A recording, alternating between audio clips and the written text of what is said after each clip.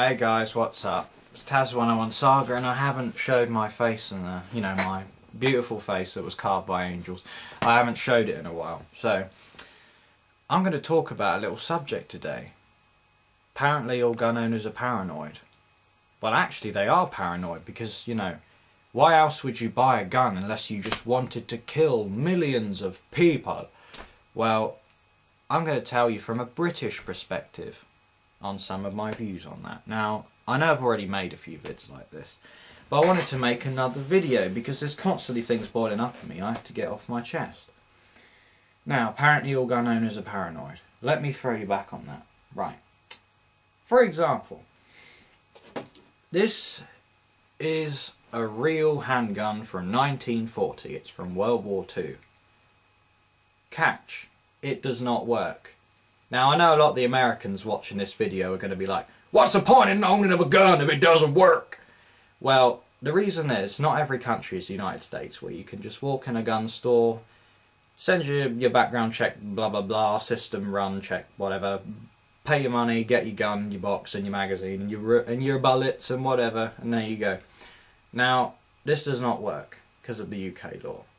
But it is still a real gun. It still cocks, dry fires, disassembles, does everything except shoot. Now, for example, if you are an anti-gun person right now, right? Okay.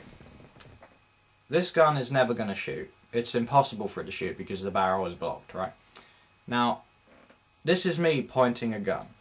Now, for example, right now, if this did work and I pulled the trigger, what would happen? I'd break my camera. Now, if you were stood in front of me and I pulled the trigger, what would happen? Yeah, you would die, because I just shot you. But the point is, this gun does not work. And right now, am I actually threatening you?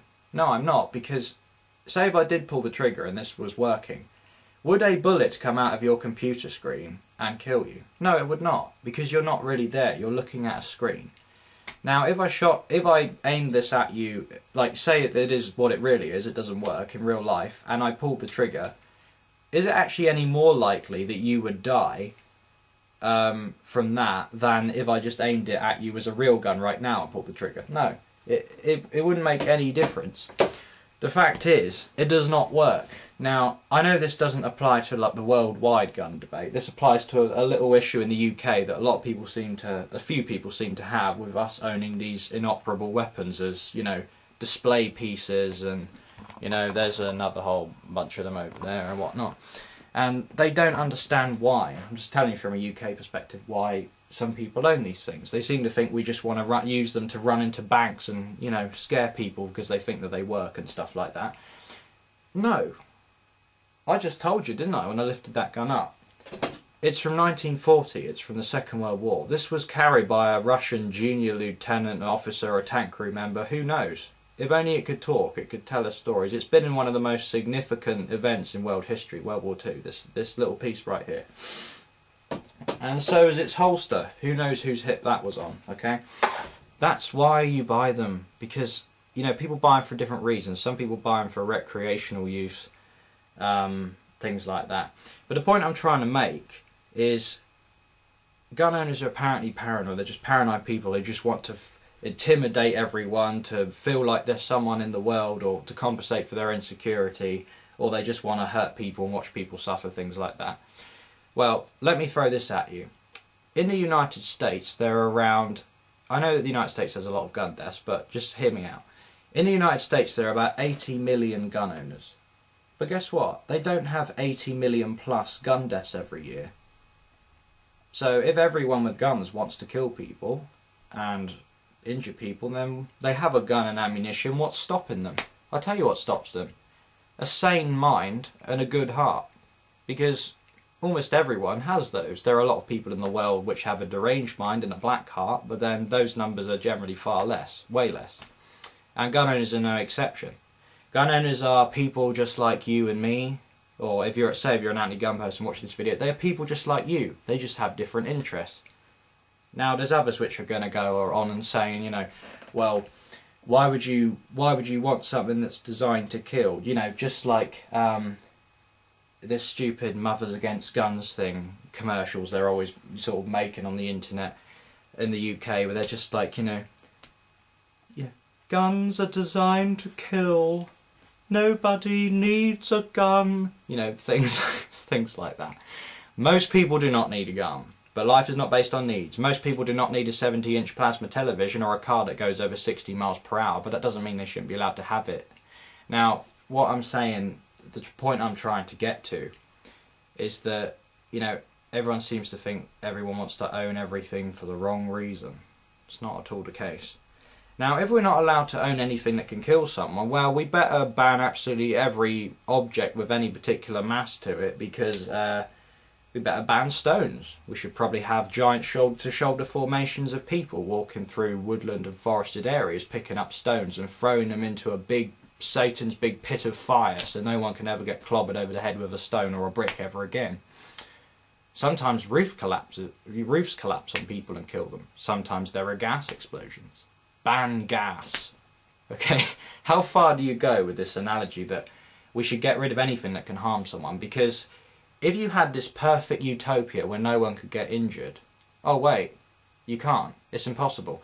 Even if we were all sat on a, you know, even if people were all sat with no clothes so they couldn't strangle someone else, and they were sat on a flat lawn, and there was 20, 30 metres between each person, and no one was allowed to leave the fetal position in their own little 30-metre radius of personal space. That's how we stop people from hurting each other. And guess what? Those people don't have hands and feet. They got amputated so they couldn't kick or punch anybody. Now, as for this peaceful utopia, you know, if you take away all the guns, there will be no shootings. Everyone says that. No shit. But the point is, how do you take away all the guns? Everyone's like, oh, America would have far less crime and gun crime, etc. Everyone talks about America, obviously, because they have the Second Amendment and they have more guns, you know, almost more guns per capita than everyone else in the world. They're actually not at the top of the list, but they're like 2 or 3 or something like that. But everyone's like, oh, well, if they got rid of all the guns. Do you know how many guns there are in the United States? There's more guns there than people. There's 300 million. Even if you had like every resource of government trying to find those, obviously most people who are strong believers in the Bill of Rights and the Second Amendment, that's the right to keep and bear arms, they would not willingly just say, oh, guns are illegal, let's hand them over. Do you know why? Because most of the guns there are not registered. They could hide them and the authorities wouldn't know because they don't know who's even got half of them. It's the same thing in the UK with these deactivated guns. They're not registered. All you do is hand over the money. You get a little certificate which you have to keep. It just says it's deactivated. That's the serial number to prove it. And that's it. As long as you've got that certificate, you can keep it. You can have anything in the UK deactivated, right from pistols up to giant artillery pieces and anti-aircraft guns. I know people that have got anti-aircraft guns deactivated, right? They're not registered. And for the same reason in the United States, that's why they would never be able to find all the guns. So, as long as there was, say there was only one gun in the United States and it fell into the hands of a bad person, there would be gun murders, wouldn't there? So until you get rid of every single last gun, you're never going to stop shootings, and it is impossible to get rid of every last gun. So if you actually want to save lives, why don't you aim for things which are actually achievable? Like, if you want to save lives, instead of trying to create this fantasy scenario where no guns exist, but guns have been around for 700 years, they're here now, you can't get rid of them, so there's no point trying. If you actually want to save lives, why don't you ban things like cigarettes? Because all you can really do, to my knowledge, with a cigarette is stick it in your mouth, put like nice tar insulin on your lungs, and then choke yourself to death and die. I mean, aren't cigarettes designed to kill? I know that's actually not theoretically what they're for, they're just designed to... I don't know, I don't smoke, so I don't know, and I've never smoked, I don't know how it feels when you smoke, if it makes you feel good or relaxed or whatever, apparently it does. And I just think, well, there's no real point to them, because they have no other purpose except to make someone ill and kill them. Why are they legal? Now, yeah, that's all I have to say as far as that goes. There's no point trying to aim to ban all firearms, because it's impossible. If you want to actually save lives, you need to make goals which are achievable. You know, you need to make laws that are enforceable. There's no point making a law if you don't have the manpower to enforce it.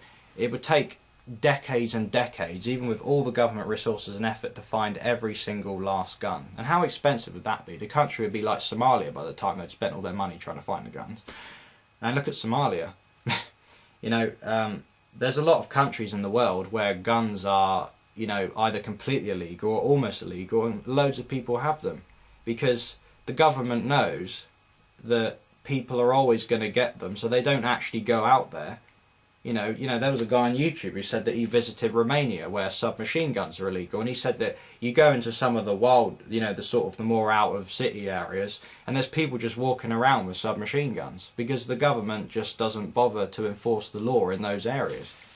You know, it's exactly why in various times in history there have been countries with gun bans, but you know, people have still got them. The UK is very tight on, you know, handguns. There's only very few types of handguns you can still own now, and guess what, criminals don't seem to have too much trouble obtaining the legal types. You know, it's just like drugs. At the end of the day, right, why don't we just ban cocaine, because then no one would get it? Oh, we tried that, it didn't work. Why don't we just ban handguns, because then people can't get it? Oh, we tried that, it didn't work. You see the similarity? That's what I'm saying. Back to this apparent thing that we're paranoid and that we all want to go around and shooting up schools. Well, like I said, if all gun owners apparently wanted to shoot up schools, then they have a gun and ammunition. What's stopping them? Like I said, you have to have something wrong up here. It's not like, say if you didn't, say for example, if you right now, whoever you are watching, you did not know what a gun was and you'd never heard anything about it, you didn't have a clue. Say if you were born on a desert island, you've never seen a gun before, right? If I handed one to you, and you probably pick it up like this or something, what's this? I don't know, is it for hitting stuff? I don't know what it is. Right? And then you told them you told them it was a gun, you told them how it worked and what it was for, and you said, it's for shooting people. Okay? Now, would you instantly shoot me and anyone that was around me just because I said that you can kill people with it? No. Chances are you would not. And neither would 99% of other people I handed that same gun to. It's not the gun that makes the difference, it's what's up here. I'll tell you, a dangerous mind is far more dangerous than any piece of metal which fires a piece of lead and copper at somebody. End of story. Now, I'm not saying that, you know, I wouldn't go so far as to say that guns are not dangerous. They are potentially dangerous. Put it that way. They either can or they can't be. They are dangerous if they're in the hands of a dangerous person, because like I said, it's not the gun that does anything, it's the person at the end of the day. And, you know, no more likely than that a car with its engine off and no driver is not going to start itself up and run someone over like it's frickin' Christine or something, you know. And that's why it's just stupid to say that, you know. And at the end of the day, just because I have a 1927 dated Mosin Nagant rifle with a huge bayonet stuck on it over there, does not mean that I want to open my window and throw it at my next door neighbours in the garden like a javelin. I have it there because it's historically, mechanically and aesthetically pleasing to me. Now, I am a British person who's pro-gun. Look at that. They do exist. To any Americans watching, or fellow Brits, which assume that we're all like government worshipping sheep, no one needs guns, things. Now, I had to say, I'm probably not as pro-gun as some people, you know. I'm not like one of these people that like believes that every last man, woman and child should own guns and stuff like that. I'm not that far, but for example, there's a lot of debate in America constantly about, you know, assault weapons and things like that. Hang on one sec, I'm just checking the time. Alright, good. Assault weapons, AR-15s. Now, technically they're semi-automatic rifles. You can go and look up the difference if you don't know the difference. They're not assault rifles at all. End of that. Now, do I think people should be allowed to own semi-automatic rifles? Yes, I do. Why? You don't need a semi-automatic rifle. Well, like I said, you don't need a car that goes over 60 miles per hour, but as long as you're sensible with something, what difference does it make? And funnily enough, according to the FBI national crime statistics, about 2.5 times as many people are killed with blunt objects like bats and hammers annually in the United States than are with rifles. I think it's around 800 and something for blunt objects and just over 300 with rifles. Now, that 300 figure, I can't say this for definite, but this is what I have read. You never know if anything's 100% true, but I have read that most of those are actually law enforcement, like SWAT shooting people. It's not like mass shooters, etc. The other dumb thing is how a lot of mass shooters apparently use AR-15s. Well, I wonder why. every time it happens, all you have is media reports talking about the devastating killing power of the AR-15, like it was originally designed to shoot butterflies and flowers. I mean, it's a gun. And you're basically telling mass shooters what gun they should use because you're making such a massive fuss about it. They're also sat there looking at the television and they're sort of thinking, well, I want to kill myself, but if I kill myself, if I just get my pistol, I go and I kill myself, I'll die exactly the same way as I lived, and nobody. But history dictates from people like Adolf Hitler and Joseph Stalin, Joseph, whatever, that if you do lots of barbaric things, you get remembered. Why is it after so many years that Ivan the Terrible, with his terrible nickname, literally, is still remembered? You know? Why do we remember people like the Roman Emperor Nero and stuff like that? Evil people that do evil things, despite how long ago it happened, get remembered. So they're sat there thinking, just think about the Aurora shooting, James Holmes, who was sat there with his stupid orange hair in court, and everyone's sat there thinking, imagine all the deranged people like, this guy gets so much coverage, I want to be famous like him, so I'm going to go and shoot lots of people, and then I'll be as like a celebrity like he is. They look up to these people as role models because the media just blows out of proportion. That is the issue. The media is the biggest issue with all of this. They're always blowing out of proportion all these stories of oh, look at this mass shooter. We're going to film his face and we can see every time his eyes move around, every time he blinks, because they never take the cameras off these mass shooters. At the end of the day, I bet everyone who's watching this, who knows anything about stuff in the States or Norway with Anders Breivik and that, see, people know the name of Anders Breivik. You say, do you know who Anders Breivik is? Most people will know who he is, right? Do you remember any of the names of the victims? Do you remember any of the names of people in the United States which stopped a mass shooting before it actually escalated to a mass shooting? Therefore it's not known about. I bet you can name people like that. Because the media is always, everyone loves a bit of terror, you see. So the media is always, focusing on people that have done bad things. There is a reason that Hitler's always talked about so much, because yeah, I mean, fascism may not have killed as many people as communism historically, but they generally are thought to be worse just because they were the enemy. I mean, obviously history is written by the victors and it's biased, so that's why we don't proclaim Russia as being evil and stuff, because they were on our side during the war. Cold War changed a bit, didn't it? But at the end of the day, back on track, people that do bad things, they always get remembered. And that's exactly why it's a problem with the media. It's always focusing. Why don't we actually focus on, stories where good citizens with guns actually stop something? Why don't we focus on more stories of, sporting talents? People that have amazing, quick draw skills and amazing clay shooting skills. Why don't we talk about them? Look at what's his name, British guy who won Olympic gold, right? He was doing the skeet and the double trap, with a over and under double barrel shotgun and Browning Satori, something like that. And guess what? There's a page on Facebook which has 1,200 followers, and it's run by it's mainly British people. And it's called Bang Guns, a bajillion exclamation marks, all the way to the Atlantic Ocean, saying that apparently this guy is double trap skeet shooting. It is glorifying the slaughter of human beings. Okay, so the last time I checked, a clay pigeon and a human being don't have much in common, since one is made of plastic, has no mind, no heart, or no organs, and one is actually a living, breathing creature with emotions. I don't really see how you can compare the two. I'm just getting literally down to it. It's a little bit mad to make crazy statements like that. But then again, that's exactly what this is all based on. They accuse us of all being paranoid and things like that, but the real story is, it's actually them that's paranoid.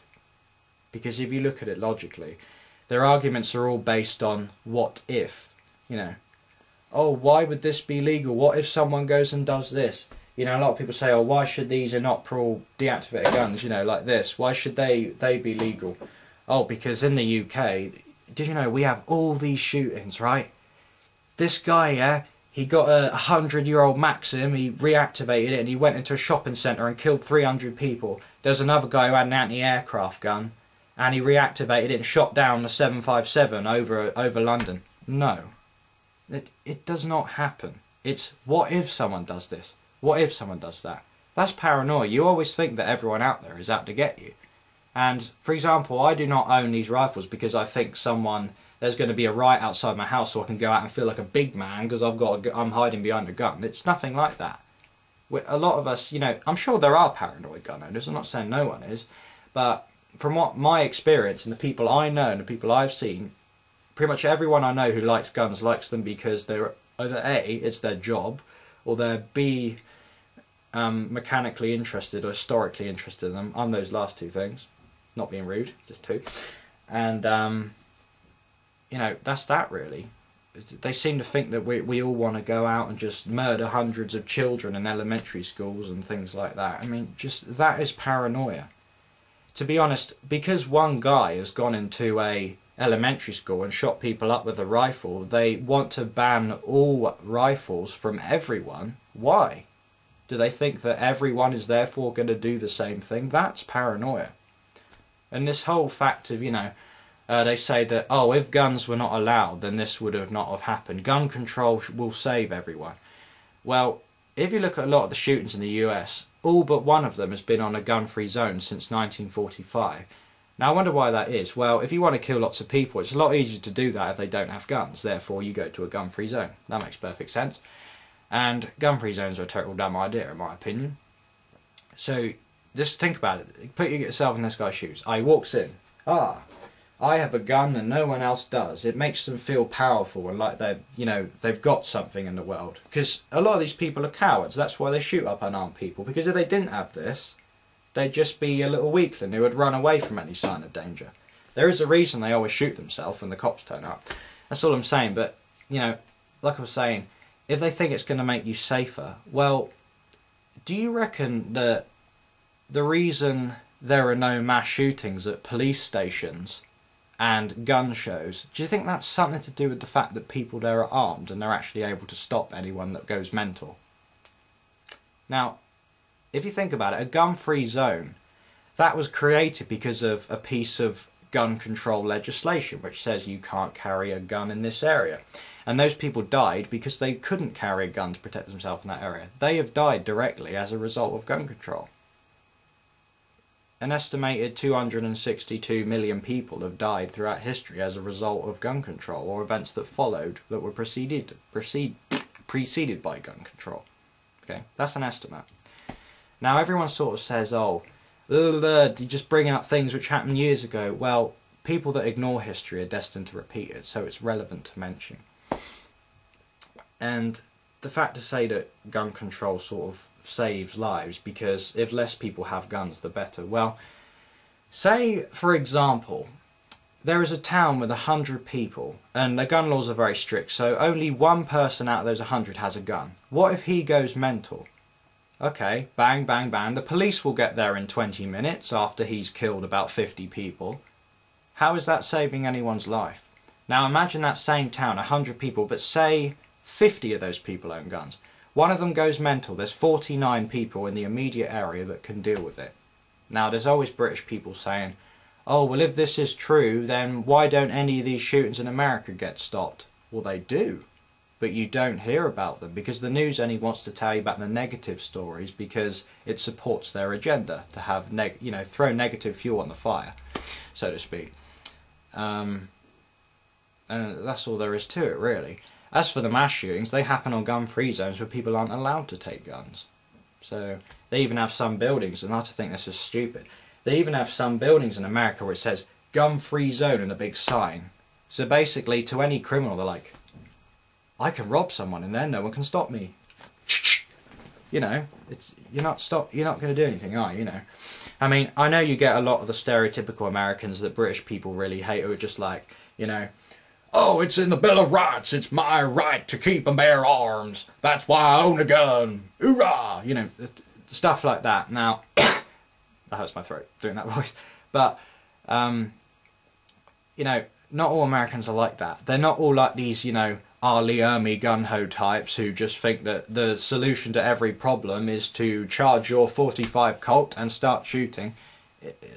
It's not like that, okay? This thing to stereotype all Americans as just crazy fat people that love McDonald's and go everywhere shooting Colt 45s, it's not the case. Okay, no more than that every Muslim is a terrorist, and no more than every bald guy in a tank top is a street thug who wants to beat you up. No more than every black guy with a hoodie and a cap is a burglar. You know, stuff like that. It's called stereotyping. And this is already getting a too long video. But, you know, there's always things that I'm constantly thinking about that are boiling up, and I have to release them and things like that. So if there's anyone that wants to add anything to this, please go for it. Thanks for watching, guys. I'll just cut it off here because it's getting disastrously long. Thanks for watching. Peace.